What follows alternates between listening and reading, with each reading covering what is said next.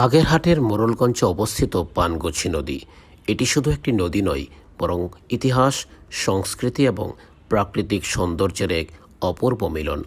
প্রাচীনকাল থেকে এই নদী এখানকার মানুষের জীবনের সঙ্গে অঙ্গাঙ্গিভাবে জড়িত। নদীর পানি স্নিগ্ধ শান্ত, কখনো নীরব, কখনো হালকা ঢেউ খেলিয়ে মানুষের মনে প্রশান্তি ভরে দেয়। স্থানীয় মানুষেরা নদীর ধারে বসে প্রকৃতির সান্নিধ্যে সময় কাটায়। কেউ মাছ ধরে, কেউ নৌকা চালায়, আবার কেউ শুধু নদীর পাড়ে বসে সৌন্দর্য উপভোগ করে। নদী তাদের জীবনকে ধারায় ধরে রাখে, ইতিহাসের সঙ্গে বর্তমানকে মিলিয়ে চলতে সাহায্য করে। বিকেলবেলা সূর্য যখন ধীরে ধীরে অস্তাচলে মিলিয়ে যায়, নদীর জলে ছড়িয়ে পড়ে সোনালি আভা। নদী যেন নিজেই আলোকিত হয়ে ওঠে। প্রকৃতির এই অপরূপ সৃষ্টি কেবল চোখে নয়, হৃদয়ে অনুভব করতে হয়। পানগছি নদী আমাদের জন্য এক অমূল্য সম্পদ।